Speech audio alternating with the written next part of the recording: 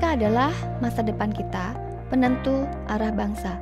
Lihatlah tatapan mata mereka yang mencari visi yang benderang, langkah kaki yang siap menerjang tantangan, dan tangan yang akan menjadi tempat kita berpangku di masa tua. Namun, jalan mana yang kita tunjukkan untuk mereka tempuh? Uang tanpa ilmu akan habis sia-sia. Cerdas tanpa karakter akan menjadi bahaya. Kesempatan tanpa arahan akan percuma. Generasi tanpa kualitas takkan berdaya. Maka, apa harapan bagi Indonesia sejahtera? Kitalah generasi yang bertugas meletakkan fondasi lewat pendidikan yang bermutu tinggi, menolong mereka menggapai mimpi. Ya, kita semua yang melihat potensi ini, angkatlah panji pendidik dalam kolaborasi, yang terus mengajar dan belajar tanpa henti. Para pendidik Kristen yang bersatu mengasah diri demi Indonesia yang kita cintai. Mari satukan hati mewujudkan panggilan ilahi dalam forum ini. Apa yang bisa kita lakukan? Tidak ada kata tidak bisa, karena akan ada banyak cara untuk berbagi ilmu dan cerita. Proyek kolaborasi, webinar, kelas intensif, FGD, workshop, dan konferensi. AFCI hadir untuk menjadi tempat bertemu dan berbagi ilmu, membuka kesempatan untuk mengembangkan mutu, membuka jaringan dengan pendidik dari berbagai penjuru. Tuhan berkata bahwa tidak ada usaha kita yang akan sia-sia. Sebuah kehormatan untuk melayani dan menghasilkan karya demi generasi muda Indonesia yang berjaya, menjadikan mereka bersinar bagi dunia. Mari saudara, setiap insan yang sudah diberikan beban surgawi ini, ambillah peran dalam berbagai proyek untuk kolaborasi. Mari setiap pejuang pendidikan bergandengan tangan berjejaring bersama komunitas berdampak bagi pendidikan. Selamat pagi Bapak Ibu, kita 5 menit ini sebelum kita mulai mungkin kita boleh saling menyapa ya. Mungkin ada Bapak Ibu yang lagi ada di luar negeri atau di Indonesia di mana aja gitu. Nah mungkin Bapak Ibu boleh tulis di chatting, di chat Bapak Ibu lagi ada di mana nih sekarang supaya kita tahu ada di mana aja. Kita akan mulai acara kita jam 9.05 ya. Sambil menunggu teman-teman yang mungkin masih on the way nih ke dalam Zoom kita ya. Oke, jadi sambil menunggu mungkin Bapak Ibu boleh tulis lokasi lagi ada di mana. Ya, lokasi masing-masing. Di Jakarta, Bandung, Surabaya, Jogja, di chat boleh. Ya, Bu Yosi lagi ada di Dumai, bukan Dubai. Jauh ya. Bu Laras ada di Surabaya. Oh, ada dari Surabaya juga tuh. Ambon, Jogja, Serpong. Kita ada di mana-mana nih ya. Puji Tuhan bisa bertemu di Zoom pagi hari ini.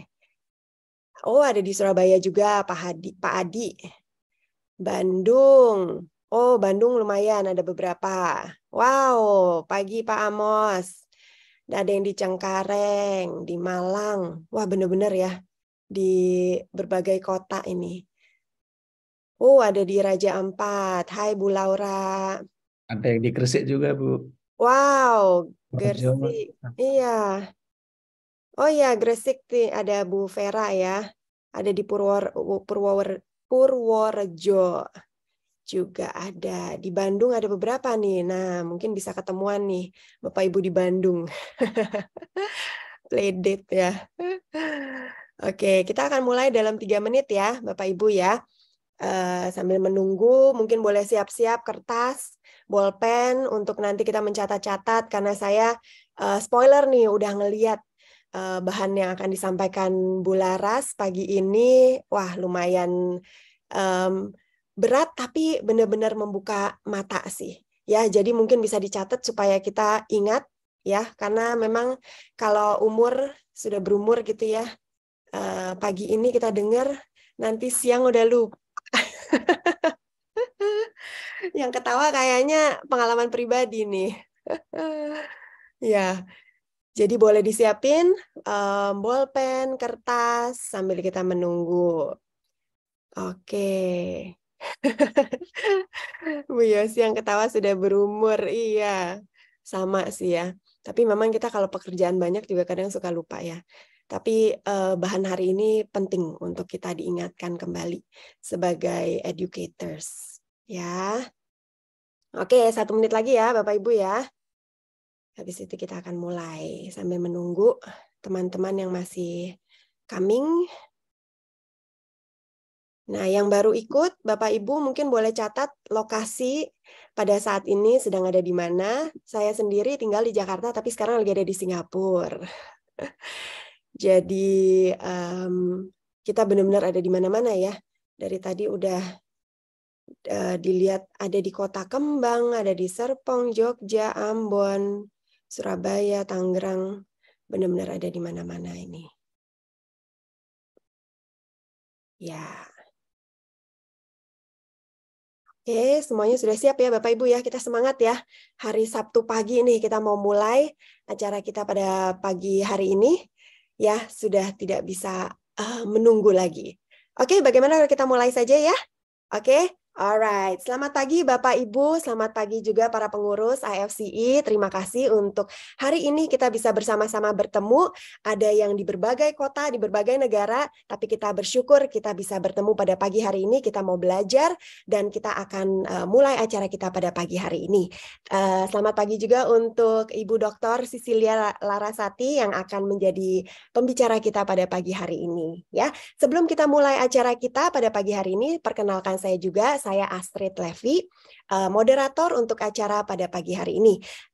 Saya akan membuka pada pagi hari ini dengan doa yang akan dibawakan oleh Ibu Gracia. Silahkan Ibu Gracia, kita buka dalam doa. Selamat pagi teman-teman semua. Sebelum mulai, mari kita bersatu di dalam doa dulu. Mari kita berdoa.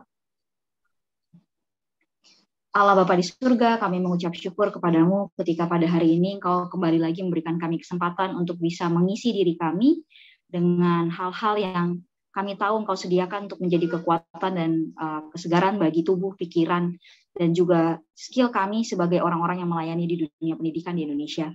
Kami berdoa supaya hari ini Tuhan yang sertai seluruh kegiatan, supaya semuanya bisa lancar ya Tuhan, baik device yang kami pakai, sinyal yang kami gunakan, berkati juga pembicara yang akan membagikan ilmunya pada kami hari ini. Tolong bantu kami supaya kami juga bisa berkonsentrasi dan juga bisa belajar banyak pada hari ini. Tapi lebih dari itu ya Tuhan, tolong bantu kami untuk tidak hanya belajar, tapi kemudian juga bisa menggunakan apa yang kami pelajari hari ini untuk bisa melayani dan kemudian berdampak di tempat-tempat yang Tuhan sudah tempatkan kami ya Tuhan. Kami mau serahkan seluruh proses belajar kami hari ini ke dalam tangan-Mu saja, dan juga untuk hari-hari ke depan di mana kami akan menerapkan apa yang kami pelajari. Terima kasih Tuhan, di dalam nama Yesus kami berdoa. Amin. Amin. Terima kasih Ibu Gracia. Pagi Bapak Ibu semua, ini saya merasa kok kayaknya sepi ya. Mungkin boleh kita unmute dulu ya. Unmute kita, selamat pagi ke Bapak Ibu semuanya biar terdengar nih suaranya. Boleh di unmute mungkin Bapak Ibu saling sapa. Pagi Bapak Ibu. Selamat pagi. Nah, aduh senang dengar suara. Selamat pagi. Pagi. Iya, semuanya dalam keadaan sehat ya. Semua. Ya, selamat pagi Bu. Nah, kalau udah dengar suara, pagi Ibu Dewi, selamat pagi semuanya. Aduh, senang kalau udah dengar suara Bapak Ibu semua nih ya, jadi nggak merasa kesepian saya di sini. Oke, Bapak Ibu boleh di-mute kembali. Nah, hari ini kita acaranya kita akan mendengar dari Ibu Laras tentang bahan yang akan beliau sampaikan.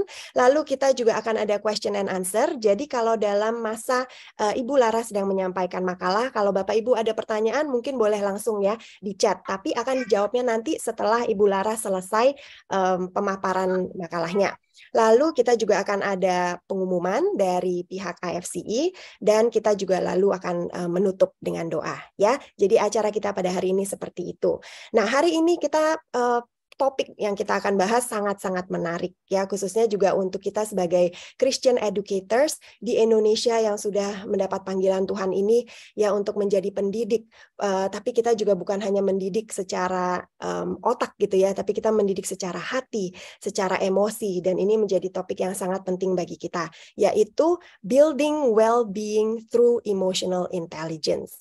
Nah, hari ini akan dibawakan oleh Ibu Dr. Sisilia Larasati Larasati Rembulan, sarjana psikologi, magister psikologi, dan beliau juga adalah seorang psikolog. Beliau adalah dosen di Fakultas Psikologi Universitas Ciputra, Surabaya. Jadi Ibu Laras ini sekarang domisili ada di Surabaya.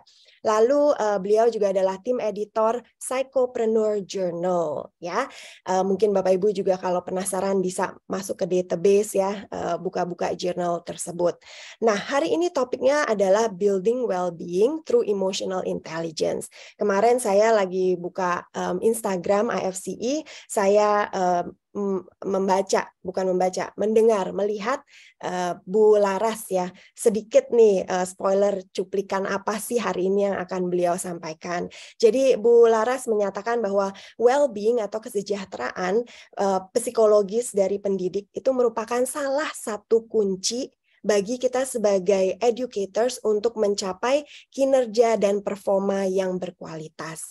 Nah, upaya-upaya apa saja sih yang harus kita lakukan secara cara-caranya ya, secara individu maupun organisasi. Nah, jadi saya sudah tidak sabar lagi untuk mendengarkan bahasan yang akan diberikan oleh Ibu Laras. Jadi Bapak Ibu, kita tepuk tangan ya.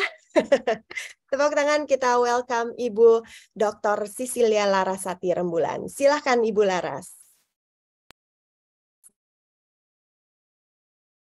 Selamat pagi Bapak Ibu semua, terima kasih Ibu Dr. Astrid untuk perkenalannya. Terima kasih juga untuk AFCI yang sudah mengundang saya, suatu kehormatan bagi saya untuk bisa sharing ya Bapak Ibu, bukan berarti saya yang paling paham. Saya yakin Bapak Ibu juga punya banyak sekali pengalaman di tempat berkarya Bapak Ibu masing-masing. Untuk hari ini, saya izin share screen.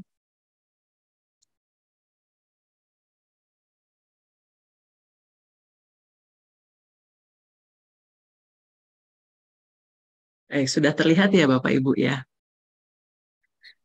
Jadi ini adalah topik building ya, building well-being through emotional intelligence adalah topik yang akan kita diskusikan hari ini ya Bapak Ibu.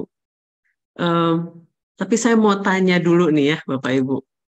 Bagaimana kondisi emosi Bapak Ibu hari ini? Apakah positif atau negatif? 10 itu adalah yang paling positif, sedangkan 1 itu nggak terlalu baik gitu ya. Mungkin Bapak Ibu bisa ketik di kolom chat.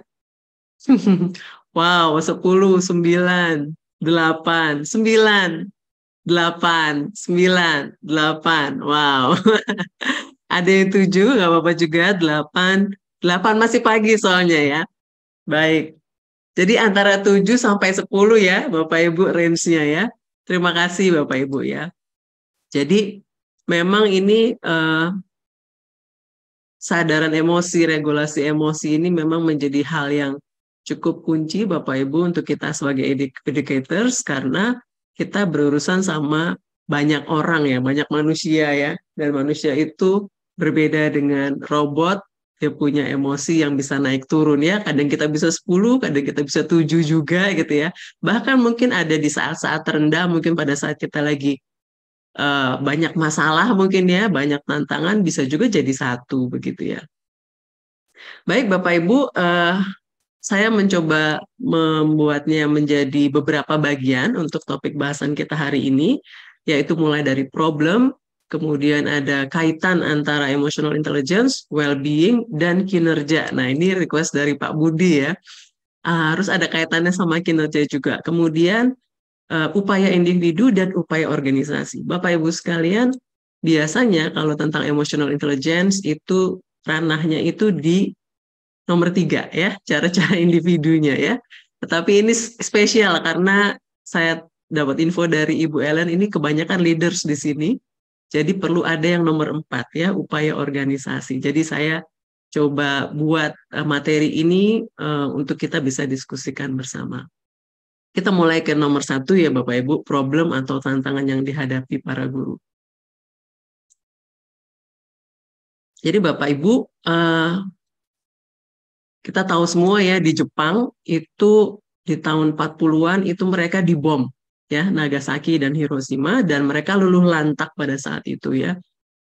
Kemudian Kaisar pada saat itu, Hirohito itu mengatakan ya, konon katanya ya, berapa jumlah guru yang masih hidup gitu ya. Jadi mereka sebenarnya sudah hancur lebur, tetapi yang ditanya adalah berapa jumlah guru yang masih hidup. Betapa pentingnya peran guru itu ya, di saat mereka sedang terpuruk. Dan ternyata Jepang menunjukkan ya, sampai dengan saat ini mereka masih macan Asia. Dengan pendidikan yang ditata dengan baik ya, mereka membangun lagi puing-puing keterpurukan mereka, dan mereka menata negaranya dengan sangat baik sampai dengan saat ini. Jadi peran guru sangatlah penting di dalam sebuah negara. Nah, akan tetapi ya sayangnya ternyata realita ya, sebenarnya guru itu sangat penting ya, educators itu sangat penting, akan tetapi ini bukan hanya terjadi di Indonesia ya, tetapi bahkan ini di luar negeri ya Bapak Ibu. Ini 15 Maret tahun 2023, jadi sangat baru ya, baru minggu yang lalu. Ini bahkan di luar negeri itu ada mogok massal Bapak Ibu ya, karena ini kan sedang krisis juga ya Bapak Ibu, artinya perekonomian sedang tidak baik juga. Para educators itu bersatu dengan masinis dan ASN ya, PNS-nya sana itu menuntut kenaikan upah. Nah, jadi ada struggle juga di sini. Bagaimana dengan di Indonesia ya? Ternyata nah ini tadi ada yang dari Raja Ampat ya. Nah ini ada berita juga di Papua. Ternyata ini Ibu Diana Kristianda Kostaati itu juga mengaku gajinya habis untuk membeli air dan minyak tanah ya. Padahal sebenarnya sudah mendedikasikan diri untuk pendidikan di Papua sana. Ini artinya problem yang ada di luar negeri maupun di dalam negeri ya Bapak Ibu. Kemudian ada juga berita tentang ketidakjelasan status ya. Mungkin kalau untuk di sekolah swasta mungkin tidak terlalu jadi persoalan ya, tapi bisa juga jadi persoalan. Tetapi ini isunya di sekolah-sekolah negeri ya, yang mereka honorer dan tidak diangkat-angkat, dan tentu juga kesejahteraannya juga menjadi isu tersendiri. Kemudian ini menurut penelitian ya Bapak Ibu, ternyata pekerjaan guru itu sangat challenging karena banyak dan ada kelelahan mental ya Bapak Ibu ya. Nah, padahal kita ada di garda depan untuk mendidik anak-anak kita gitu ya. Tapi di satu sisi pekerjaan yang banyak, kita sendiri juga sudah capek ya, sudah capek. Dan ini bisa mengakibatkan kurang tidur dan kelelahan fisik. Jadi ada penelitian mengatakan bahwa jumlah jam tidur guru itu dari tahun ke tahun itu semakin menurun gitu ya. Semoga Bapak Ibu semua malam tadi tidur nyenyak ya dan tidak kekurangan tidur. Karena itu ternyata berdampak Bapak Ibu untuk kondisi emosi kita. Jadi sedapat mungkin tidur kita harus cukup ya Bapak Ibu. Nah Bapak Ibu, ada juga problem guru ini di Amerika saat pandemi ini, penelitian tahun 2022 dipublikasikannya. Ternyata tidak hanya itu persoalannya lebih banyak lagi ya. Ada stres, ada cemas, ada kecewa. Kita semua mengalami ya Bapak Ibu. Kita nggak siap ada pandemi ini. Virus apa sih kok semua jadi lockdown gitu ya. Semua jadi ada PPKM, PSBB. Kita sendiri mungkin harus beralih dari yang tatap muka menjadi harus tatap maya dengan segala tantangan yang ada. Nah ini ternyata ada yang meneliti guru-guru, educators itu banyak yang stres, cemas, kecewa, bingung, tidak siap, takut, sedih gitu ya. Ada begitu banyak emosi yang muncul di situ ya. Dan satu sisi tidak termotivasi, tidak dihargai, panik gitu ya. Jadi ini adalah situasi yang dialami oleh para guru saat pandemi ya. Nah, riset tentang guru Bapak Ibu.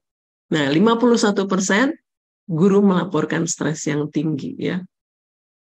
Saya bersyukur tadi Bapak Ibu dari 7 sampai 10 ya. Bukan berarti kita tanpa stres, kita steril dari stres karena kita manusia dan itu wajar. Tetapi apabila stres ini tidak dikelola, maka ini bisa menjadi dampak negatif bagi kita dan anak didik kita. Dan ternyata menariknya, guru itu walaupun tidak berhubungan sama nyawa seperti perawat dan dokter, ternyata dianggap sebagai profesi yang paling stres Bapak Ibu ya. Karena ya sama-sama berurusan dengan manusia ya. Ada banyak dinamika yang terjadi. Dan 58% guru mengatakan kesehatan mental mereka sedang tidak baik di dalam 7 hari belakangan. Ya, gitu ya Bapak Ibu ya. Nah ini ya, 61% guru mengatakan pekerjaan sebagai guru seringkali stressful. Nah Bapak Ibu, tentu ini ya menjadi paket ya dari panggilan kita sebagai educators, tapi di satu sisi ya kita perlu upaya ya bagaimana kita mengelola stres yang tinggi ini ya. Nah, sebenarnya banyak sekali Bapak Ibu teori-teori tentang stres, tapi pada intinya stres itu adalah ketika resources yang kita punya itu tidak seimbang dengan tuntutan yang ada gitu ya. Jadi kita menjadi kelelahan, kita menjadi capek secara fisik gitu ya, fisik dan mental ini karena nggak seimbang antara tuntutan dan sumber daya internal yang kita punya. Itu adalah stres.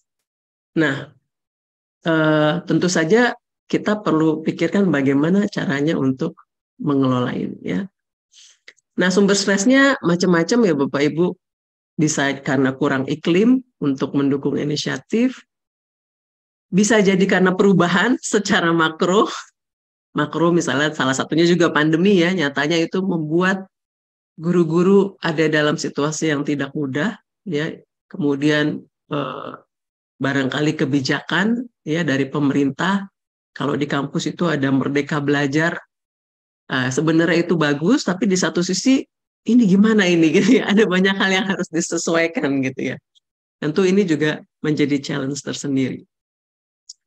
Barangkali juga tuntutan dari orang tua atau murid ya. Tidak semua orang tua itu manis-manis ya. Kadang-kadang ada juga yang challenging juga ya.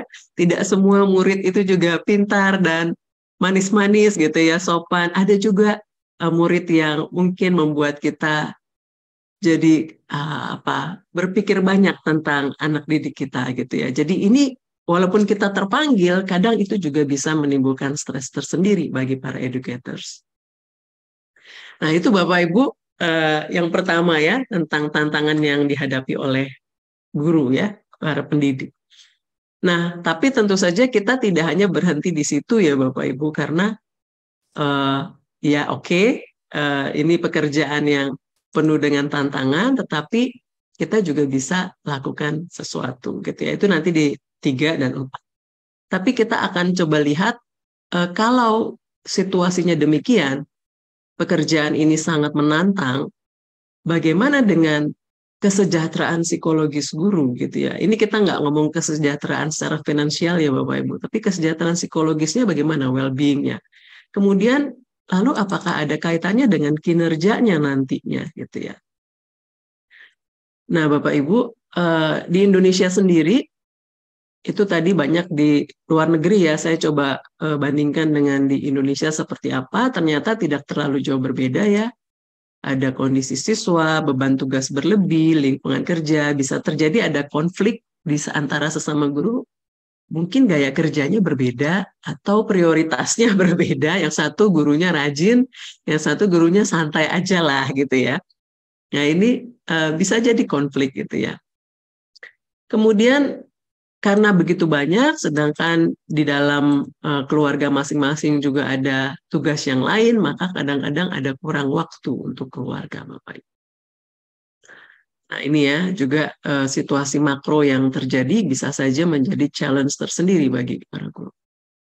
Nah Bapak Ibu, ternyata kondisi emosi kita itu ada kaitannya dengan tindakan kita, termasuk perilaku, dan perilaku ini juga bisa terkait juga dengan perilaku kerja. Jadi misalnya kita sedang menghadapi persoalan dengan orang tua murid, atau persoalan dengan salah satu siswa yang kenapa ya, misalnya ya di mahasiswa yang saya biasanya ajar, kenapa dia kok nggak pernah masuk ya, kok disuruh ngumpulin tugas kok dia nggak kumpul ya gitu ya. Ini juga saya mesti apa ya supaya dia lebih termotivasi gitu ya. Kadang-kadang kita bisa ada ide yang kreatif, kadang-kadang kita juga bingung gitu ya. Nah, ternyata Bapak Ibu, dengan sumber stres yang cukup banyak, ini bisa mendorong turnover yang tinggi Bapak Ibu. Artinya tidak semua orang bisa oke dengan itu, apalagi Bapak Ibu di zaman sekarang ini sebenarnya angkatan kerja itu kan sudah generasi yang Z ya, atau milenial barangkali ya, milenial atau Z, yang lebih suka fleksibilitas, yang lebih suka punya sesuatu yang otonomi gitu ya. Sedangkan dengan kondisi pekerjaan yang sangat challenging ini, wah ini kok susah ya, ya udahlah pindah aja gitu ya. Dan ini sangat mungkin terjadi, dan memang data menunjukkan demikian bahwa turnover itu dari waktu ke waktu itu mengalami kenaikan Bapak Ibu ya. Nah, karena apa? Karena ya memang pekerjaannya challenging ya. Di satu sisi ada tuntutan kita punya banyak kebutuhan hidup, dan ternyata dari segi penghargaan, apresiasi terhadap guru itu juga masih menjadi isu. Nah, Bapak Ibu, dampak negatifnya ternyata ada. Jadi kita sebagai pendidikan, kita ingin anak-anak kita punya fondasi yang baik ya, fondasi yang positif, kita mendidik dengan ajaran-ajaran yang baik. Nah, kan tetapi karena ada turnover guru, maka ada perubahan yang tiba-tiba, yang tadinya ada gurunya, ini nggak ada gurunya lah. Terus siapa yang ngajar gitu ya? Jadi kinerja sekolah juga jadi terhambat karena ada perubahan yang tiba-tiba ini. Tentu berpengaruh pada lingkungan sekolah. Misal sekolah bentar lagi mau akreditasi, tapi ternyata kok gurunya tidak sesuai ini jumlahnya gitu ya, padahal ada ketentuan dari pemerintah misalnya ya. Ini tentu juga akan berpengaruh. Dan selain itu, para siswa juga harus beradaptasi dengan orang yang baru Bapak Ibu. Nah, ini motivasinya akan juga menjadi tantangan tersendiri, karena kenalan lagi gitu ya, kenalan lagi mereka ini siapa sih gitu ya. Yang kemarin ibunya kemana atau bapaknya kemana kok pergi gitu ya. Dan tentu saja secara biaya akan mahal Bapak Ibu, karena untuk mendapatkan SDM yang baru itu butuh waktu. Saya pernah dapat info dari salah satu teman yang menjadi kepala HRD gitu ya, atau HCM, Human Capital Management, untuk iklan saja di semacam job street ya, atau seperti itu gitu ya. Dan untuk bisa mendapatkan database pelamar itu bisa habis sampai ratusan juta Bapak Ibu, dan belum tentu dapat talent yang diharapkan. Nah, artinya kan jadi costly sekali gitu ya. Sehingga guru-guru atau educators yang betah gitu ya, dan bisa survive, dan bahkan bukan hanya survive, bahkan bisa berkinerja baik gitu ya, melampaui tantangan itu, justru itu sangat penting ya, karena ini akan berdampak kurang baik apabila banyak turnover guru. Nah, di satu sisi kita ingin mencapai well-being ya, kesejahteraan psikologis. Ini ada banyak sekali definisinya Bapak Ibu. Nah, kita intinya ini saya ambil saja beberapa yang inti. Intinya well-being itu yang positif-positif Bapak Ibu. Kita bahagia, kita puas, fisik dan mental itu kita juga baik, kita tidur cukup, kita bisa menikmati hidup gitu, kita bisa punya me time juga gitu ya. Dan tingkat stres rendah Bapak Ibu. Ini penting ya, tingkat stres rendah. Nah, tapi ada juga definisi yang lain Bapak Ibu, mirip dengan yang di atas, tetapi dia menekankan pada buahnya ya, atau dampak positif bagi lingkungan. Jadi bukan, kalau yang atas itu kan hanya individu saja ya, kita senang, kita happy, kita makmur, kita tidak terlalu stres. Tapi kalau yang bawah, Herrera dan kawan-kawan ini, kita bukan hanya kita yang bahagia, tetapi kita berdampak bagi lingkungan sekitar, baik itu secara profesional, secara spiritual gitu ya, berdampak bagi lingkungan kita. Kita memberikan buah-buah ya kepada orang-orang di sekitar kita. Nah, tentu ada banyak hal ya yang bisa kita upayakan untuk bisa punya well-being yang baik gitu ya. Kalau menurut Rif itu ada kita perlu menerima diri kita. Kita bisa belajar terus ya, tidak berhenti belajar. Nah ini saya salut Bapak Ibu, ini hari Sabtu pagi-pagi harusnya sama keluarga, ini masih ikut webinar. Ini sudah merupakan poin yang kedua Bapak Ibu, pertumbuhan pribadi ya. Ada niat untuk terus belajar atau bertumbuh. Ada tujuan hidup yang bermakna. Saya yakin AFCI didirikan itu juga punya tujuan yang mulia ya. Ada tujuan hidup ya. Ada tujuan komunitas yang mau dibangun bersama-sama. Kemudian ada relasi yang positif satu sama lain dan ada otonomi atau determinasi diri. Dan juga ada pengelolaan tuntutan lingkungan. Ini sebenarnya idealnya well-being ini bisa terjadi jika ada pemenuhan dimensi-dimensi ini Bapak Ibu. Tapi tentu saja ini juga butuh upaya ya. Nah, di satu sisi ada emotional intelligence. Jadi kalau well-being itu kan lebih ke kondisi ya, kondisi kita bahagia, kita relatif tidak terlalu stres, kita berbuah bagi yang lain. Nah, bagaimana dengan emotional intelligence? Emotional intelligence itu intinya kita itu tahu bagaimana emosi kita. Kemudian pada saat emosi kita misalnya lagi satu ya Bapak Ibu, atau kita mungkin lagi dalam kondisi yang sangat-sangat terpuruk begitu ya, kita bisa memperbaikinya. Kita bisa mereduksi emosi negatif. Jadi kemampuan untuk dari 1 jadi 10 lagi Bapak Ibu. Dengan begitu kita siap bekerja, kita siap melayani, kita siap mendidik. Itu intinya emotional intelligence itu. Bapak Ibu kalau ada pertanyaan silakan tuliskan di kolom chat ya Bapak Ibu. Nanti kita bisa bahas bersama. Jadi apabila saya tadi lihat ya dari 7 sampai 10, jadi kalau Bapak Ibu terbiasa untuk hari ke hari itu 10, wah itu sudah luar biasa Bapak Ibu. Mungkin malah nggak perlu ikut ini gitu ya. Sudah bagus sekali, bahkan mungkin bisa sharing bagaimana caranya bisa 10 terus gitu. Tapi untuk yang 7, nah ini selalu ada peluang untuk kita bisa menaikkan lagi ya, menjadi 8, menjadi 9, menjadi 10.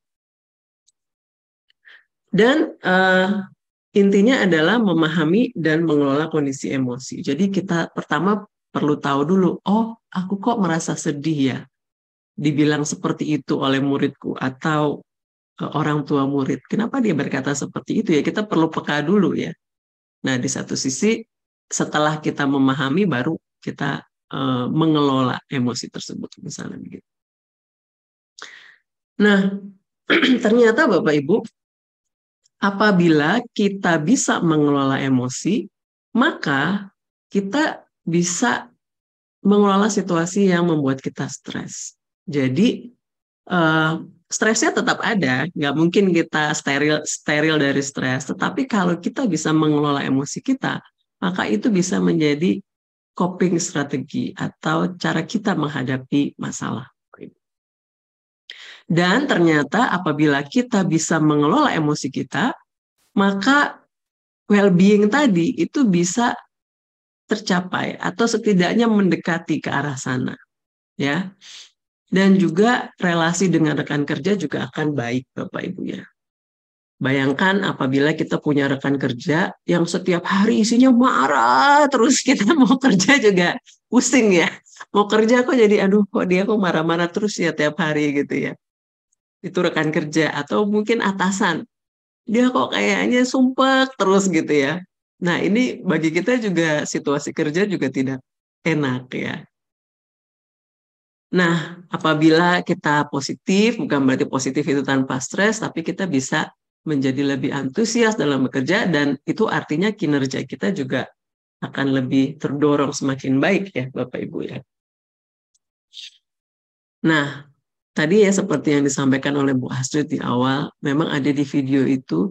Dan ini ada di jurnal ya Bapak Ibu, jurnal penelitian bahwa well-being dari guru itu adalah salah satu kunci untuk mencapai pendidikan yang berkualitas Bapak Ibu. Jadi kalau kita memang terpanggil sungguh-sungguh untuk menjadi pendidik, maka kita perlu mengupayakan well-being kita ya, secara individu maupun secara organisasi. Nah, ini juga sudah diteliti Bapak Ibu bahwa emotional intelligence itu bisa berdampak positif pada psychological well-being para pendidik. Sampai sini Bapak Ibu, apakah ada pertanyaan? Apakah saya terlalu cepat? Oke, ini ada dari Ibu Gracia Frena. Melihat definisi well-being, terima kasih Bu Gracia untuk pertanyaannya. Rasanya itu ideal sekali ya, hidupnya bahagia. Tapi apakah ada batasannya, berapa persen atau mungkin indikator-indikatornya untuk kita bisa tahu, oh ternyata saya sudah masuk kategorinya well-being. Terima kasih Bu Gracia. Nah, memang ada indikator-indikatornya, itu yang tadi saya balik sedikit, yang disebutkan oleh Rif ini Bu Gracia ya. Jadi indikatornya ini kalau ada ketercapaian 6 dimensi ini Bapak Ibu ya.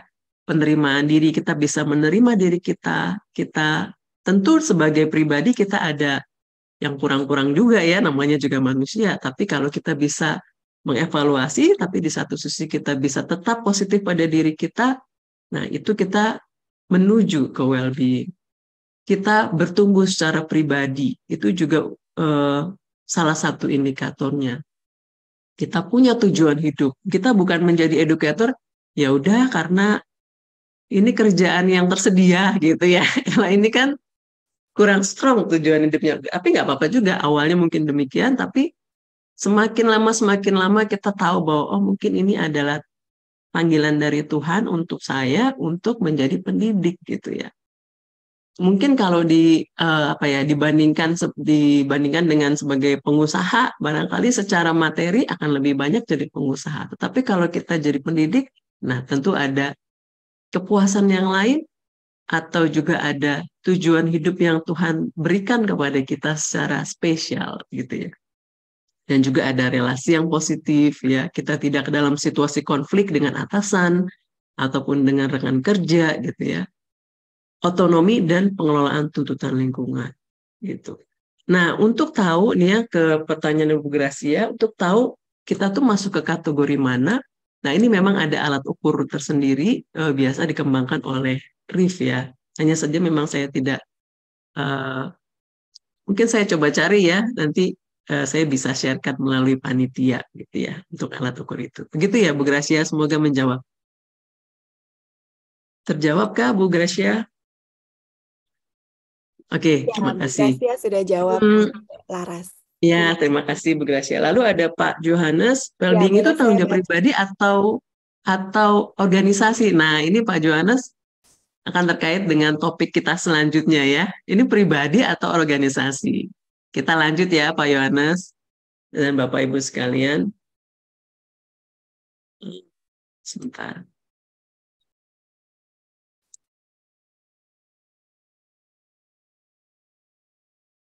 Kita lanjut ke yang topik 3 dan 4 ya. Apakah ini individu atau ini organisasi?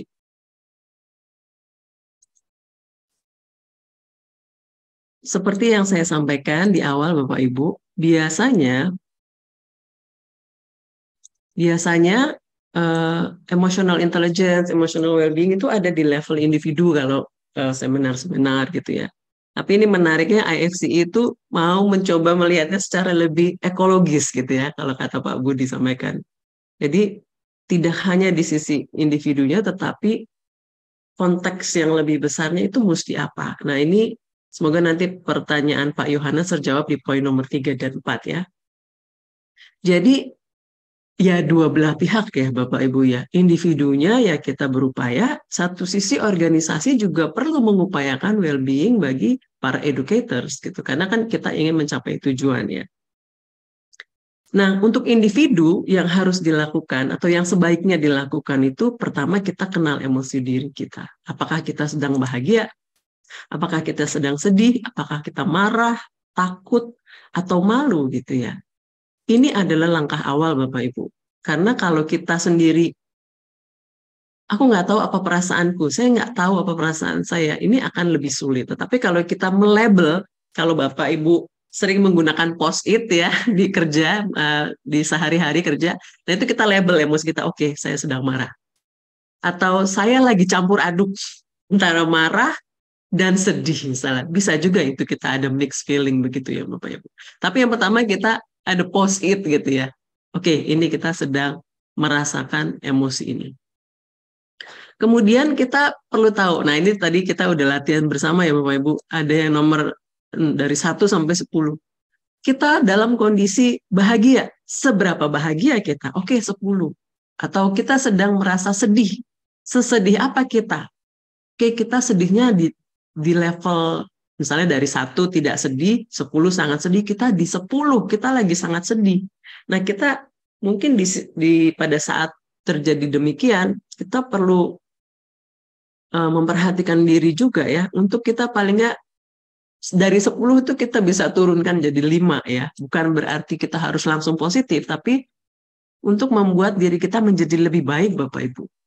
Apakah misalnya kita barangkali berdoa gitu ya, kita menjadi lebih baik gitu ya, atau barangkali kita butuh untuk berolahraga, atau kita perlu curhat dengan teman yang kita percaya. Ini dari 10 barangkali kita menjadi lebih tenang dan bisa jadi di 5. Nah ini menjadi penting untuk kita tahu kadarnya Bapak Ibu. Dan memahami penyebabnya. Apakah saya khawatir karena target pekerjaan belum selesai? Saya bahagia karena apa gitu. Jadi hal-hal yang membuat kita bahagia itu juga penting untuk kita ketahui. Maka akan baik apabila misalnya Bapak Ibu punya diary pribadi gitu ya, itu akan baik karena kita menjadi berjarak dengan situasi ya. Kita berjarak dan kita bisa tahu apa yang sedang kita rasakan. Nah, ada penelitian Bapak Ibu tentang selective attention ya, bahwa ternyata kita tuh bisa memperhatikan sesuatu itu sesuai dengan prioritas kita gitu ya. Kadang-kadang kalau masalah itu kan banyak ya, tetapi kita bisa seleksi. Oh, saya mau mikir yang ini enggak gitu. Itu juga bisa menjadi salah satu cara. Nah, kita bisa mereinterpretasi Bapak Ibu. Jadi misalnya seringkali kalau kita mengalami emosi negatif, kita itu bisa berpikir yang negatif terus Bapak Ibu. Misal kita WA tapi nggak ada yang balas misalnya. Nah itu bukan berarti kita itu mungkin teman-teman nggak peduli, tetapi bisa juga mungkin mereka sedang ada pekerjaan yang harus diselesaikan, misalnya seperti itu. Jadi kita bisa menginterpretasi pola pikir kita yang negatif pada saat kita mengalami kondisi emosi negatif. Bisa juga kita memberi label negatif ya. Oh saya tuh bukan educators yang baik, saya ini tidak secemerlang dia, saya ini bukan leader yang baik, misalnya begitu. Nah ini kita bisa merelabeling ya, oh memang saat ini saya tidak terlalu sukses di dalam menjalankan target ini, tetapi lain kali kan masih kita bisa perbaiki, misalnya seperti itu ya. Ya saat ini kurang berkinerja baik, mungkin besok saya bisa, setelah sehat saya bisa mengejar ya untuk menjadi lebih baik lagi. Kemudian kita juga bisa reinterpretasi label negatif pada diri ya. Kegagalan tim saya itu karena kesalahan saya, padahal kan tidak selalu ya. Target departemen ini tidak tercapai kalau saya tidak bertindak. Jadi memfokuskan pada diri semua tanggung jawab. Nah kita bisa lakukan tugas ini adalah tugas bersama. Porsi saya adalah mengingatkan anggota tim untuk kerja bersama. Misalnya seperti itu. Nah, kemudian menginterpretasi situasi yang menimbulkan emosi negatif.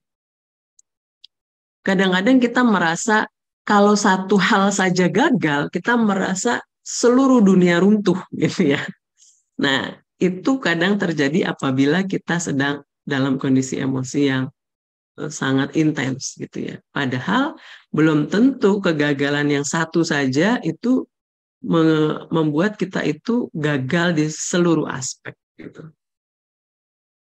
Itu Bapak Ibu, jadi upaya individu yang bisa kita lakukan adalah pertama kita melabel emosi kita, yang kedua kita tahu seberapa intensitasnya, sangat sedih atau tidak sedih, sangat bahagia atau tidak bahagia. Kemudian biasanya apabila ada emosi-emosi yang negatif, kita cenderung untuk menyalahkan diri sendiri, kita merasa kita gagal, kita merasa tanggung jawab sepenuhnya ada pada kita. Nah, kita coba mereinterpretasi dan mendudukan secara proporsional, Bapak Ibu. Kita lihat, oke, memang kemarin gagal, tetapi gagalnya karena apa? Dan ini bisa diperbaiki dengan cara apa? Begitu, Bapak Ibu. Jadi, tidak membuat label yang membuat kita menjadi lebih down. Misalnya, saya adalah orang yang gagal, saya adalah orang yang tidak berkinerja baik, misalnya begitu ya. Itu akan membuat emosi kita menjadi semakin terpuruk, Bapak Ibu. Demikian untuk upaya individu ya, Pak Johannes ya. Itu yang tanggung jawab pribadi kita. Kita perlu mengupayakan terus. Nah, ini sudah ada pertanyaan dari Ibu Rotua, tapi ini saya coba lanjut dulu ke upaya organisasi ya Bapak Ibu ya. Karena waktunya sebentar lagi. Saya sampai 9.55 ya, Bu Astrid ya. Jadi saya lanjutkan dulu, lalu kita akan menjawab Ibu Rotua. Nah, itu tadi yang sisi individu ya. Jadi kita mengupayakan terus. Di satu sisi, organisasi juga punya kontribusi yang besar untuk mengupayakan emotional well-being ya. Untuk para educators-nya ya. Jadi ini adalah timbal balik, bukan hanya individunya saja, tetapi organisasinya juga berupaya untuk membuat situasi yang nyaman untuk bekerja ya, meningkatkan well-being. Nah ini ya, well-being bukan tugas individu, tetapi juga perlu diupayakan bersama. Nah, ini menurut Tchaikovsky ya Bapak Ibu ya, hal yang dapat dilakukan oleh organisasi itu pertama, ada keberpihakan. Dan ini ditunjukkan melalui kebijakan-kebijakan ya. Tentu kebijakan setiap sekolah atau setiap institusi berbeda-beda, tetapi pertama ada keberpihakan dulu. Kalau tidak ada keberpihakan ya boro-boro ada programnya gitu ya. Tapi pertama kalau ada keberpihakan ya setidaknya caranya nanti bisa ditemukan bersama. Karena ada banyak dimensi ya Bapak Ibu, ini kan salah satunya relasi yang positif, maka relasi yang bermakna dan saling mendukung ini bisa diciptakan di dalam institusi masing-masing. Karena apabila semua banyak yang konflik, itu akan menimbulkan emosi yang negatif, well-being-nya juga nggak baik, dan kinerjanya juga jadi kurang optimal. Jadi kalau saling support satu sama lain, ada pekerjaan, oke, kita tangani bersama, kita lakukan supaya semua bisa selesai. Nah ini akan menjadi hal yang baik Bapak Ibu. Salah satu contoh yang bisa dilakukan simple ya, misalnya kita ada acara ulang tahunan, lalu ada relasi yang positif dengan rekan kerja atau atasan. Ini hal yang kecil tetapi bisa membuat kita menjadi ada kedekatan satu sama lain ya Bapak Ibu. Ya, yang disebut juga collegial support. Nah, ini contohnya saya di sebelah kanan ya Bapak Ibu, saya majang foto saya kemarin ya. Ada surprise dari teman-teman. Terus saya didoakan gitu ya. Bagi saya itu sesuatu yang sederhana tetapi menyentuh hati juga gitu ya. Jadi ini merupakan relasi positif yang bisa kita ciptakan di dalam institusi masing-masing. Dan tidak harus mahal ya, tidak harus mahal. Kemudian relasi yang baik karena kita tidak hanya berurusan dengan rekan kerja kita juga berurusan dengan orang tua, kita bisa juga menjalin komunikasi dengan orang tua. Misalnya ada parents gathering, ya karena pendidikan dari anak-anak didik kita juga adalah tanggung jawab bersama. Bukan hanya tanggung jawab sekolah ya.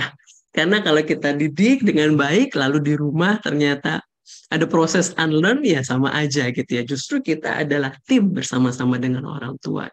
Maka upaya-upaya untuk menjembatani komunikasi ya dengan orang tua akan sangat baik.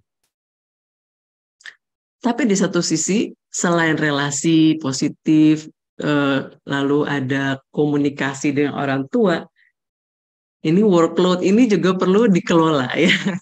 Ini mungkin tidak mudah karena pekerjaan begitu banyak, tetapi ini memang menjadi salah satu hal yang challenging juga ya Bapak Ibu, karena bagaimanapun kita punya kehidupan yang lain, barangkali di gereja, barangkali di masyarakat, jadi Ibu RT atau Bapak RT gitu ya, atau di arisan, atau di komunitas yang lain, lalu mungkin juga ada peran sebagai ibu atau ayah. Nah, ketika ternyata ada work and family conflict gitu ya, harusnya bisa merawat anak yang sakit atau suami yang sakit, tapi ini ada tanggung jawab mendesak dari institusi atau tempat kita bekerja. Nah, ini menjadi stres tersendiri juga, Bapak Ibu. Maka pengaturan beban kerja ini menjadi penting ya. Nah, misalnya berapa sih satu SKS itu hitungannya berapa gitu. Kemudian libur itu libur betul atau kita nggak libur gitu ya. Ini juga menjadi salah satu yang bisa dipikirkan oleh para leaders. Selain itu juga upaya yang bisa dilakukan organisasi adalah rekognisi atas prestasi. Apalagi kalau sudah punya upaya lebih untuk belajar, untuk sertifikasi misalnya, sertifikasi di bidang apa misalnya ya, untuk meningkatkan kemampuan di bidang terapi bermain misalnya gitu ya. Nah ini ada rekognisi dari organisasi bahwa wah ini bagus gitu, upaya yang bagus gitu Bapak Ibu ya. Lalu ada support. Sekarang ini zamannya artificial intelligence. Guru ini apa lagi ya gitu ya. Nah barangkali justru dengan ada webinar, seminar dan seterusnya, ini akan membuat ternyata di masa depan itu akan seperti itu ya pendidikan. Berarti saya harus bersiap-siap gitu ya. Nah ini bisa difasilitasi oleh organisasi. Lalu ada partisipasi untuk membuat keputusan. Jadi guru itu bukan hanya sebagai orang yang mengerjakan tugas, tetapi juga punya otonomi untuk berpartisipasi di dalam membuat sebuah keputusan penting. Itu yang bisa dilakukan oleh organisasi. Dan hal yang tidak kalah penting, ada kesejalanan antara visi organisasi dan visi individu. Ini saya berikan contoh di Universitas Ciputra, ada nilai-nilai integritas, profesionalisme, dan entrepreneurship. Apabila ternyata nilai saya berbeda dengan nilai dari kampus, maka ini akan menjadi konflik tersendiri ya. Tapi kalau ada kesejalanan visi, ini akan memudahkan saya untuk bisa beradaptasi di Universitas Ciputra. Begitu Bapak Ibu, terima kasih untuk perhatian Bapak Ibu. Saya lanjutkan dulu ke Bu Astrid atau saya langsung ke pertanyaan-pertanyaan ya Bu Astrid. Terima kasih Bu Laras untuk penyampaian bahan pada hari ini mengenai building well-being through emotional intelligence. Ini benar-benar dalam sekali ya, bagaimana kita juga diingatkan kembali tugas kita sebagai pendidik, sebagai leaders di dalam suatu organisasi untuk kita bisa move towards people oriented thinking gitu ya, dan bukan hanya memikirkan diri kita sendiri gitu. Dan di situ dimana kita juga mendapatkan berkat dari Tuhan waktu kita memikirkan orang lain, sharing kepada orang lain gitu ya. Di situ Tuhan akan terus tambahkan bijaksana, tambahkan cinta kasih untuk kita bisa sharing kepada orang-orang di sekitar kita. Nah, terima kasih Bu Laras untuk pemaparan makalah hari ini. Kita langsung saja masuk ke dalam question and answer ya. Di sini sudah ada beberapa pertanyaan. Bapak Ibu kalau ada pertanyaan lagi boleh kita tanyakan ya, mumpung Bu Laras ada bersama-sama dengan kita peres nih semua informasi dari Bu Laras ya. Oke, pertanyaan tadi yang sudah dijawab dari Ibu Gracia, Bapak Yohanes Eko juga sudah dijawab ya tadi dengan bahannya. Lalu berikutnya dari Ibu Rotua Pardede, Bu, apa yang kita perlu lakukan untuk melatih reinterpretasi ini? Mungkin yang tadi Ibu Laras sempat bahas sedikit ya, mungkin boleh dijabarkan sedikit Bu, silahkan. Baik, terima kasih Bu Astrid dan Ibu Rotua untuk pertanyaannya, terima kasih. Yang bisa kita lakukan itu sebenarnya sangat unik masing-masing ya Bapak Ibu ya. Kalau saya sendiri saya biasanya melakukan aktivitas menulis diary. Atau kalau misalnya, itu terutama kalau saya lagi punya waktu. Kadang-kadang saya juga menggambar Bapak Ibu. Untuk kalau saya lagi dalam kondisi emosi, ini saya psikolog tapi juga kadang-kadang ada emosi-emosi yang lagi down gitu ya, namanya manusia ya Bapak Ibu ya. Jadi saya biasanya melakukan supaya saya berjarak ya, saya bisa mereinterpretasi apa sih yang sebenarnya terjadi. Pokoknya kalau kita lagi ada masalah kayaknya ruwet aja ya Bapak Ibu ya. Ruwet banget rasanya dan kayak kadang mau kerja juga udah nggak semangat, terus padahal sebenarnya things to do kita tuh lagi banyak, tapi kita sebagai manusia itu emosinya bisa campur aduk. Nah, yang saya biasa lakukan itu biasanya saya menulis diary apa yang saya lakukan, apa yang saya rasakan. Mungkin ada rasa marah, ada rasa sedih, ada rasa macam-macam ya, itu saya label. Terus peristiwanya apa? Oh, peristiwanya karena ada sesuatu terjadi di kampus misalnya, atau di rumah malah misalnya yang terbawa ke kampus. Nah itu oke, saya kesel karena situasi ini dan dia tadi mengatakan ini kepada saya, ternyata saya sakit hati misalnya.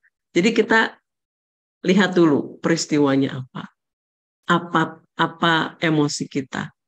Kemudian kita menjadi lebih berjarak dengan itu dan kita semarah apa misalnya. Kalau kita masih semarah yang level 10, saya sepertinya lebih baik jangan terlalu banyak ketemu orang ini dulu sampai saya reda misalnya. Kemudian kita omong lagi gitu ya. Jadi kita memanage diri kita karena emosi ini kan emotional intelligence kan adalah ketika kita bisa kelola ya supaya tidak berdampak buruk. Kalau saya dalam kondisi yang marah misalnya, lalu saya memaksakan diri untuk terus bersama-sama dengan orang yang membuat saya marah, mungkin saya malah bisa menyakiti dia karena saya keluar kata-kata yang kurang mengenakan. Tapi kalau saya saya sedang marah, saya bisa saya bisa mundur sejenak untuk menata hati saya. Kemudian beberapa orang dan beberapa buku juga menyarankan kita untuk relaksasi nafas, mengatur nafas. Ada juga yang memakai religious coping ya dengan berdoa, sangat beragam ya. Saya kadang-kadang juga menggambar juga karena itu bisa katarsis ya, kita bisa menuangkan emosi kita di situ. Setelah itu baru kita berpikir gitu.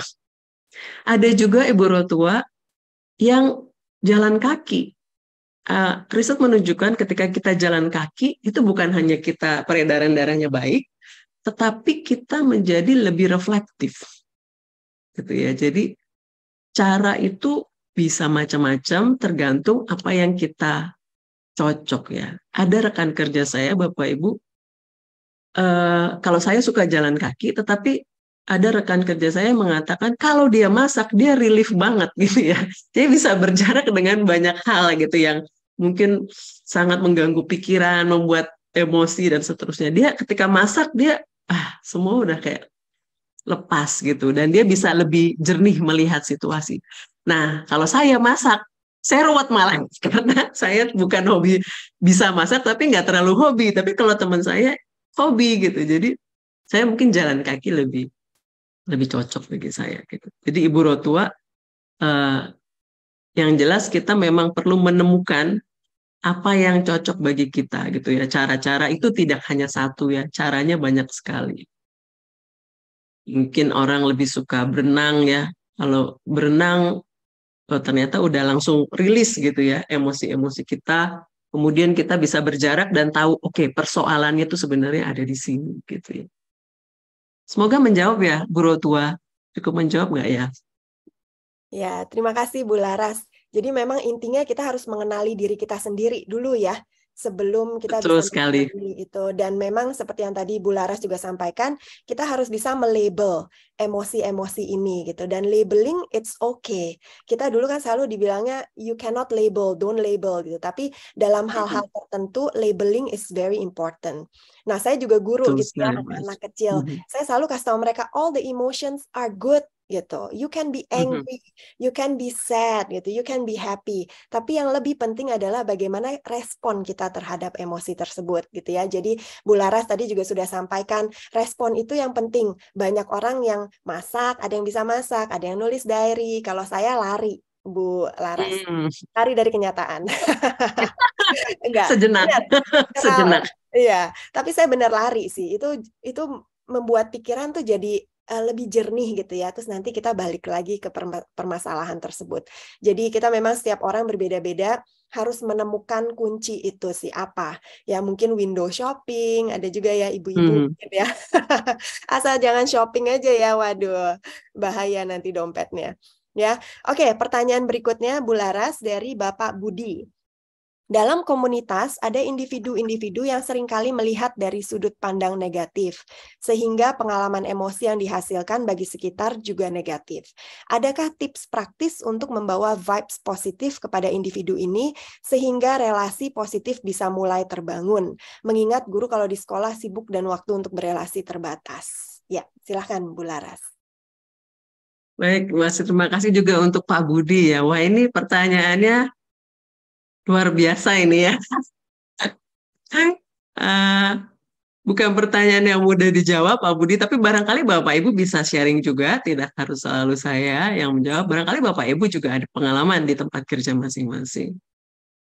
Ini sebagai apa ya Bapak Ibu, Pak Budi ya? Apakah sebagai ya Pak Budi ya?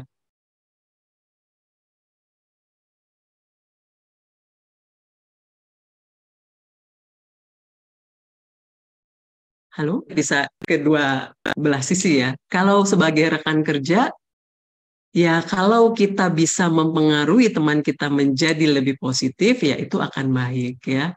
Akan tetapi orang berubah itu kan selalu pertama itu perlu didorong dari dirinya sendiri ya Bapak Ibu. Dari dirinya sendiri dan juga Tuhan membantu orang tersebut untuk berubah ya. Jadi kalau memang kita bisa memberi dampak yang lebih positif kepada orang tersebut, ya kita lakukan. Saya punya rekan kerja seperti ini, dan saya juga belajar dari orang yang punya pandangan negatif, karena ada hal yang penting juga yang dia lihat, dan itu kita perlu tahu gitu ya. Ada konsep dari Edward de Bono yang ada Six Thinking Hats, ada orang yang pakai topi hitam. Yang ngelihatnya yang resiko-resiko terus negatif terus. Ada yang topi hijau kalau tidak salah, yang inovasi terus. Padahal sebenarnya dia nggak ngelihat cost-nya gitu ya. Ada yang data, putih ya kalau tidak salah. Putih, dia fokusnya pada data. Datanya gimana? Datanya gimana? Nah ini memang individual differences ya Bapak Ibu. Idealnya di dalam sebuah organisasi jangan semua, oh baik Pak Budi, sebagai rekan kerja ya. Idealnya sebagai di dalam organisasi itu topinya ada banyak Bapak Ibu. Topi hitam, topi hijau, topi ya macam-macam. Ada orang yang mungkin ngelihat resikonya terus, cost-nya terus. Ada yang kita inovasi, ayo kita punya program baru gitu ya. Ada yang ngelihat tunggu dulu, hati-hati gitu ya. Datanya bagaimana? Jadi idealnya di dalam sebuah organisasi kita punya komplit. Jadi kita komprehensif dalam sebuah keputusan, kita ngelihat juga resikonya, kita juga ngelihat peluangnya gitu ya untuk melakukan sesuatu. Nah, agak sulit kalau ternyata semua topi hitam, negatif semua kan, jadi kita nggak berkinerja ya. Tapi kalau semuanya yang inovatif gitu ya, oh ini peluang. Ternyata ada yang bocor juga ya, cost, ada psychological cost, barangkali juga ada financial cost dan seterusnya, itu tidak terhitung karena lebih fokus kepada inovasinya.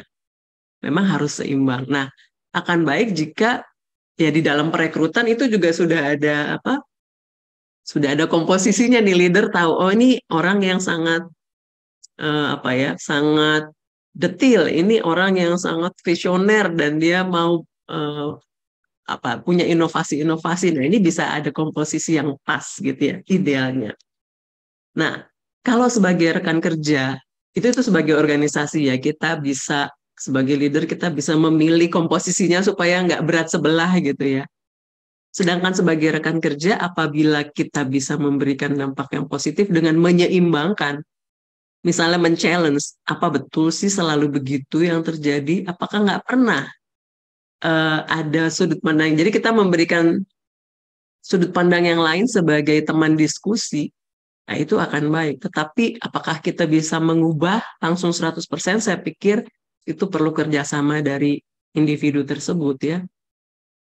Karena bahkan di dalam proses terapi psikologi atau konseling psikologi sekalipun, perubahan itu adalah, apalagi kalau pendekatan humanistik ya, perubahan itu bukan dari luar, tetapi justru kemauan dari si individu tersebut untuk berubah. Jadi sepertinya kalau kita sebagai rekan kerja, kita ya jadi partner diskusi, men-challenge pandangannya dia, apakah sungguh selalu suram seperti itu atau ada kacamata yang lain gitu ya. Akan tetapi kalau kita sendiri terganggu, orang kok ngeluh terus dari pagi sampai sore, ya sudah kita cari tempat kerja yang mungkin di perpustakaan atau di mana yang membuat kita tuh jadi nggak terlalu, karena kita sendiri lagi positif kan. Kalau kita positif 10 gitu ya, lagi seneng banget, kita pengen kerja, terus ada temen yang lagi negatif banget, mungkin kita jadi bisa 7 atau jadi 6 karena itu menyita energi kita juga. Jadi kalau kita memang tidak bisa mengubah orang tersebut, dan kita sebenarnya sedang positif dan ingin bekerja, ya kita berjarak pun sebenarnya tidak apa-apa, kan bukan berarti kita bermusuhan. Semoga menjawab ya Pak Budi ya. Kalau sebagai leader, ya kalau misalnya memahami ada orang-orang yang sangat negatif, akan baik bagi leader untuk men-challenge ya, apakah memang pandangan itu selalu tepat atau kita juga bisa lihat situasi yang berbeda yang tidak selalu interpretasinya negatif seperti itu gitu. Paling nggak jadi ada penyeimbang ya, penyeimbang narasi ya. Narasinya kan negatif terus ya. Jadi kita menyeimbangkan narasi yang lebih positif. Semoga menjawab ya. Barangkali Bapak Ibu mungkin ada sharing dari tempat kerja masing-masing. Bagaimana caranya biasanya? Ya, silakan Bapak Ibu kalau ada yang mau sharing ya. Kita sama-sama belajar di sini. Yang mau sharing boleh unmute. Silahkan. Ya. Kalau ada, boleh ya, mungkin nanti di-unmute apa saja sih kira-kira yang sudah kita lakukan di tempat kerja kita secara praktis yang boleh kita sharingkan kepada teman-teman. Kalau saya sebenarnya sharing juga nih ya, Bu Laras. Kalau iya, klik saya gitu, biasanya sih saya ajak ngobrol gitu, permasalahannya apa sih. Mungkin orang kan juga pengen didengar aja gitu ya, pengen curhat, pengen didengar, kita dengerin gitu, dan sebisa mungkin kita doakan juga, karena memang kadang kita nggak mengerti background dari permasalahan itu ya, dia mungkin mengeluh karena di rumah mungkin lagi ada permasalahan sesuatu yang kita tidak mengerti. Jadi kita sebagai rekan kerja atau sebagai leaders di tempat kerja, kita harus lebih understanding, mengerti, menerima ya, tapi juga berdoa untuk kalau bisa dia berubah supaya memberikan vibes yang positif itu di tempat kerja yang memang penting untuk kita semuanya gitu. Ada lagi Bapak Ibu yang mungkin mau sharing tentang pekerjaan, pergumulan, solusi-solusi yang sudah pernah dilakukan. Kalau saya di tempat kerja, guru-guru ya, saya mengajar di Playhouse Academy di TK, kita setiap minggu 5 hari itu 3 hari kita olahraga gitu, guru-guru semuanya olahraga. 1 hari kita olahraga, ada 1 guru yang pokoknya gantian gitu ya, minggu ini saya, minggu depan siapa gitu. Tapi dengan kita zumba bersama, kita juga dancing bersama, terus nanti akhir-akhirnya TikTok bersama gitu ya, itu membuat relasi menjadi sangat lebih santai gitu ya, mau ngobrolin soal permasalahan di pekerjaan juga jadi lebih enak, lebih nyaman, dan kita juga persahabatan juga jadi bukan hanya sebagai kolega gitu ya, tapi kita menjadi teman gitu. Itu benar-benar membantu juga sih untuk kita guru-guru ya, untuk rilis stres itu ya, yang tadi Ibu Laras juga sampaikan di awal, bahwa kita tuh bebannya udah berat, ngurusin anak iya, ngurusin orang tua iya gitu ya, kadang permasalahan stres orang tua tuh lebih besar dibanding stres ngurusin anak ya, lalu kolega, lalu juga organisasi gitu, jadi kita harus ada rilisnya itu gitu. Iya. Bagaimana Bu? Bagus sekali Bu Astrid, itu kebiasaan untuk olahraga bersama itu sesuatu yang baik, karena relasi yang positif itu juga meningkatkan well-being ya. Ya, Dan Selamat doa pagi. itu juga penting ya. yes. Terima Selamat kasih Bu Astrid pagi. sharing. Ya, selamat pagi Bu Bu Koni. Koni, Bu Yes, Koni Ya, ya. Bu Koni saya silakan. mencoba sih berbagi. Jadi berkaitan dengan well-being organisasi, kalau di tempat kami itu kami membentuk grup sih. Jadi namanya Care and Connecting Group gitu. Memang kita sengaja setiap 1 bulan sekali kita grupkan mereka, misalnya TK dengan siapa, lalu ada leadernya juga, dan mereka membahas hal-hal yang private gitu. Dan biasanya kalau ada permasalahan pribadi atau terjadi kesalahpahaman, kita selalu mengacu ke grupnya, misalnya leadernya siapa, atau bisa enggak grup itu yang menolong orang itu gitu untuk bisa move on lagi dan sebagainya. Itu yang kita coba lakukan. Sudah hampir 4 tahun sih kita lakukan dan sangat cukup efektif juga gitu, menolong guru-guru punya well-being yang lebih baik gitu, khususnya dalam hal masalah pribadi. Sekarang tema-tema kita ya seperti empati gitu, kemudian bagaimana mengatasi burnout, ya hal yang berkaitan dengan psikologis sih. Dan saya lihat mereka sangat menunggu-nunggu gitu event itu. Jadi ada grup kayak kalau di gereja kan namanya KTB lah, komunitas atau apa gitu. Dan mereka bisa ketemuan nanti di sekolah atau 1 semester sekali kita kasih kesempatan untuk mereka pergi kemana. Jadi grupnya itu antara 5-6 orang lah, 4-5-6 orang sih. Itu yang bisa saya bagikan. Bagus sekali Bu Terima Koni, kasih. terima kasih banyak untuk sharingnya. Ini luar biasa ya Bu Koni ya. Karena tidak semua institusi punya privilege seperti itu ya. Biasanya kan kita sibuk dengan pekerjaan dan penyelesaian target kerja kita masing-masing. Jadi kalau ada kesempatan, bahkan ada by design ya, dibuat grup-grup gitu, nah itu luar biasa ya. Dan apalagi itu ditunggu-tunggu ya oleh para educators ya. Baik Ya, sekali Bu Koni, mentornya terima memang kasih kita sharing. siapkan dulu. Biasanya kita siapin dulu mentornya, materi apa yang mau kita bicarakan. Gitu. Selalu berkaitan dengan relasi sih, karena kan memang grup itu care and connecting group ya. Jadi mereka bisa bicara apa aja di situ, mau rasani sekolah juga nggak apa-apa sih gitu. Bisa mau mengkritisi atau yang tidak puas dengan apa, nah nanti leadernya lah yang kita bantu gitu untuk ngelit tiap grup yang ada. Terima kasih. Terima kasih banyak Bu Koni. Ya. Terima kasih Bu Koni. Jadi itu grup namanya Care and Connecting ya. Benar-benar bisa membangun satu sama lain dan juga membuat suasana juga jadi lebih positif ya Ibu Laras ya. Seperti itu ya. Setuju Bu Astrid. Ya. Oke. Ini ada Pak Ayub. Nah, Pak Ayub mau share bertanya? sedikit, Bu. Yes, silahkan Pak Ayub. Kalau saya punya staf kurang lebih 7 rekan kerja ya. Jadi kami tiap Senin juga ada olahraga bersama tiap Senin gitu. Kemudian kadang-kadang kalau Jumat itu kami suka yang nggak tiap bulan ya, suka nonton bareng, makan bareng gitu. Kemudian saya tanamkan ke teman-teman kita ini keluarga, coba hitung berapa banyak waktu yang kita habiskan dalam bekerja. Kita tuh habisnya banyakkan di kantor loh. Saya bilang kalau kita di sini nggak nyaman, well-being kita nggak sehat, wah sayang sekali kita nggak produktif. Jadi saya bangun bahwa tempat kerja ini adalah keluarga kedua gitu. Kemudian saya sengaja memang bikin aturan yang agak aneh, yaitu dilarang lembur kalau tidak perlu. Jadi saya bilang cepat pulang, kan keluarga juga butuh pelayanan. Mereka punya anak. Jadi bidang saya yang lain lembur itu jadi kebanggaan, di tempat saya tidak lembur itu jadi kebanggaan. Jadi saya bilang di bidang yang saya pimpin, saya bilang saya larang lembur. Silahkan melayani keluarga masing-masing gitu. Jadi ya memang saya sendiri tangguh, nggak apa-apa. Tapi kan kerjaan saya juga beres. Jadi biasanya begitu jam 4 orang dia pikir kalau pulang tepat waktu itu nggak loyal. Bagi saya enggak, justru kita juga harus melayani keluarga. Jadi saya buat aturan dilarang lembur kecuali terpaksa. Kalau memang dibutuhkan sekali silahkan lembur. Saya bilang keluarga juga perlu dilayani, jangan merasa kita kerja hanya untuk institusi sampai keluarga kita nggak dilayani. Jadi nonton bareng, makan bareng, kita punya uang kas buat makan-makan.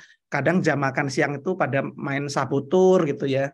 Walaupun bidang Yasin itu bidang rohani, tapi kadang-kadang kelihatan nggak rohani gitu ya. Maksudnya kalau KTB, doa itu udah biasa, tapi kalau di jam makan siang mereka main kartu, maksudnya main bukan kartu ya, main Sabotur yang game-game kreatif itu, yang dari Pak Indra ini, ya ada yang, jadi mereka suka main, nggak apa-apa. Saya bilang saya bagian timer ya, saya nggak ikut main, teman anak-anak atau staff-staff itu pada main siang untuk rilis gitu. Jadi kalau ngelihat ini bidang kerohanian kok ada acara, ya nggak apa-apa, itu kan jam istirahat. Jadi itu sih Bu, dan sejauh ini sih relasi kami baik gitu ya, dan justru produktif gitu.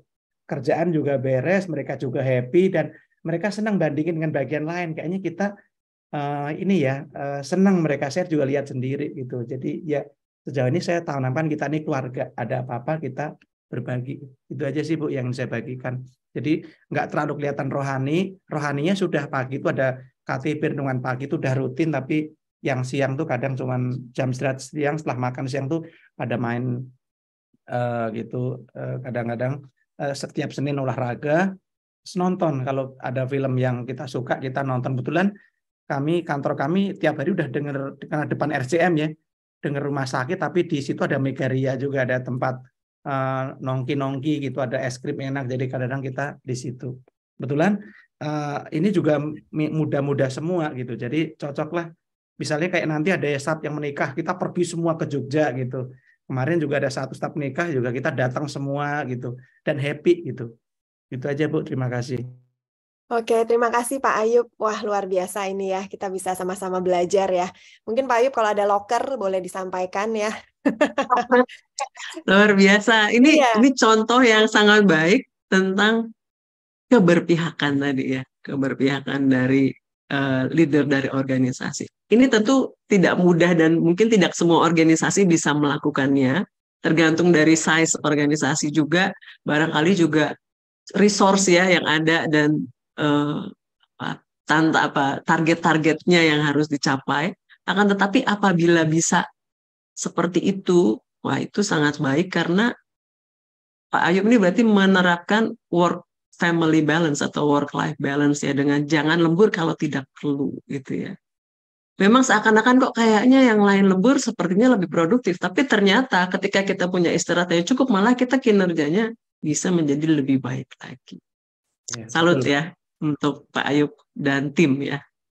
Ya, terima kasih. Nah, Bu Laras, ini kita waktunya sudah hampir habis nih. Mungkin ada satu lagi nih dari Ibu Shirley yang mau sharing bahwa berbagi praktik baik juga di tempat kami. Tiap pagi kami mengajak guru secara bergantian, tiap hari berbagi hal-hal yang telah dicapai, hal-hal yang disyukuri, dan harapan. Dan mereka bersama celebrate it. So that's really good. Ya, jadi mungkin Ibu Laras untuk menutup sesi pada hari ini, Ibu Laras boleh sampaikan kepada kita closing statement untuk menguatkan kita, untuk mengencourage kita, mendorong kita untuk bisa menjaga well-being kita ini lewat emotional intelligence. Silahkan Bu Laras. Terima kasih Bu Astrid, saya senang sekali Bapak Ibu bisa sharing ya praktek-praktek baik di tempat kerja masing-masing, juga dari pertanyaan-pertanyaan, dari sharing-sharing ini saya merasa sangat bersyukur bisa berbagi di forum ini. Bapak Ibu semua, saya yakin kita semua sebagai educator bukan sebuah kebetulan ya. Tuhan sudah memberikan kita kesempatan untuk menjadi pendidik dimanapun kita berada. Untuk kita selalu minta bantuan Tuhan untuk menjadi pribadi yang jauh lebih baik lagi. Tapi di satu sisi kita juga tahu bahwa kita sebagai manusia itu terus berproses dan mengupayakan terus ya. Jadi well-being kan bukan sebuah hal yang sudah dicapai sudah ya, tapi kita mengupayakan terus hari ke hari yang penuh dengan dinamika ini. Kita berupaya untuk berjarak, melabel emosi kita, kemudian kita juga mengelola emosi-emosi kita, dan kita terus berupaya untuk berelasi secara positif dengan rekan kerja kita, dan juga tentu saja dengan Tuhan yang memberikan kita panggilan ini. Saya harap materi hari ini bisa bermanfaat. Terima kasih banyak untuk kesempatan hari ini. Selamat pagi. Terima kasih Ibu Laras untuk bahan yang boleh disampaikan kepada kita pada pagi hari ini, benar-benar menguatkan kita ya, dan memberikan kita refreshment juga dan kekuatan untuk kita terus maju ke depan. Terima kasih Bu Laras. Nah Bapak Ibu, acara belum selesai ya, jangan keluar dulu, kita mau foto bersama dulu sebelum kita mendengarkan pesan-pesan penting dari AFCI. Jadi kalau bisa dinyalakan videonya supaya kita bisa saling melihat rekan-rekan nih. Dan teman-teman yang sudah melewati pagi ini bersama-sama ya. Kita buka video, kita mau berfoto bersama. Foto akan dilakukan beberapa kali, jadi senyum aja pokoknya ya, karena kita nggak tahu yang mana yang akan difoto. Oke, Bapak Ibu silakan senyum ya. Yang pertama, 1, 2, 3. Oke, berikutnya tetap senyum Bapak Ibu, karena kita nggak tahu Bapak Ibu yang di slide ke 1, 2, apa 3 ya. Senyum lagi, 1, 2, 3. Oke, dan yang terakhir, tolong dinyalakan videonya, silakan senyumnya. Oke, wah ini semua emotional intelligence-nya bagus nih sepertinya. 1, 2, 3. Oke, terima kasih Bapak Ibu. Ya, nggak usah dimatiin videonya, tetap aja nyala ya. Oke, sekarang saya akan berikan waktu kepada Bapak Riki untuk menyampaikan pengumuman mengenai event-event di AFCI. Bapak Riki, silakan. Baik, terima kasih Bu Astrid. Teman-teman, kita bisa kasih reaksi untuk paparan materi yang sudah disampaikan oleh Ibu Laras. Terima kasih Bu Laras. Dan juga Ibu Astrid yang sudah memandu acara hari ini dengan baik. Teman-teman, hari ini saya akan mengumumkan beberapa pengumuman yang penting dari AFCI. Secara khusus, kita ada rencana untuk mengadakan pertemuan yang bersifat on-site juga. Tentunya dengan acara on-site ini, teman-teman bisa lebih bereaksi ya, bisa well-being, bisa mempraktekkan apa yang sudah dibagikan oleh Ibu Laras pada pagi hari ini. Oke, kita akan lihat beberapa pengumuman.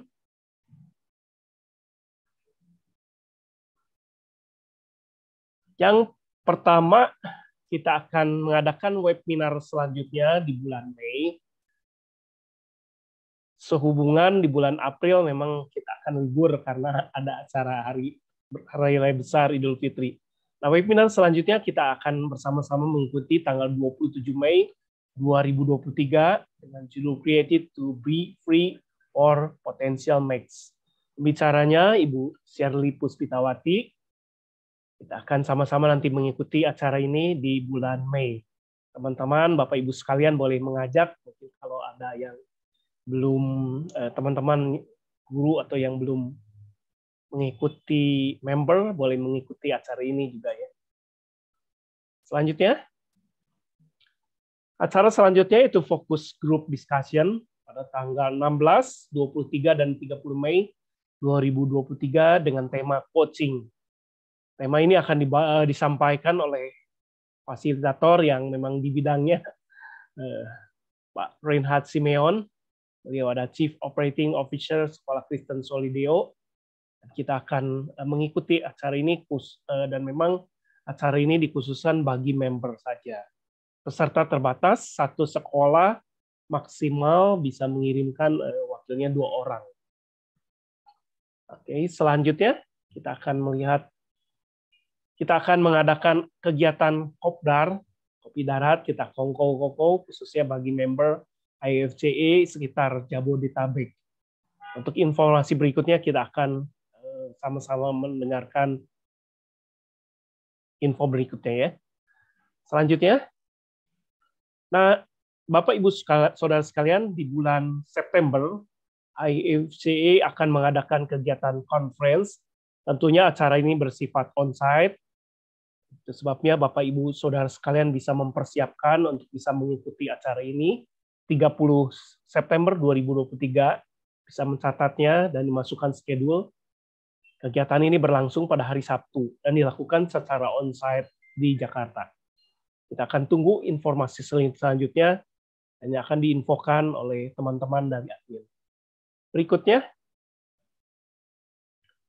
Nah, Bapak Ibu Saudara sekalian bisa melihat jadwal AFCE selama tahun 2022 sampai 2023. Ada berbagai tema yang menarik yang bisa diikuti ya. Next, selanjutnya. Demikian info daripada AFCE dan kegiatan-kegiatan yang akan diadakan dalam hari-hari selanjutnya. Oke, untuk selanjutnya saya serahkan kepada Ibu Astrid. Ya, Terima kasih Bapak Riki. Waduh, ini eventnya luar biasa ya, banyak sekali ya. Memang itu juga penting untuk well-being kita kan ya, salah satunya ya, untuk bisa bertemu, mendapatkan energi positif dari satu sama lain. Jadi Bapak Ibu tolong diingat-ingat waktu, tanggal ya, dan hari kapan semua event ini berlangsung. Nah, satu lagi nanti bahan materi yang disampaikan oleh Ibu Laras pada hari ini akan dikirimkan ke WA Group ya setelah acara ini. Jadi Bapak Ibu tidak akan miss out on any important information yang sudah disampaikan. Oke, jadi terima kasih Bapak Ibu untuk waktunya. Sebelum kita menutup acara ini, saya akan undang Bapak Johannes Eko untuk menutup kita di dalam doa penutup. Selamat pagi Bapak Ibu, mari kita bersatu dalam doa. Semoga suara saya terdengar dengan baik ya. Oke, mari kita bersatu dalam doa.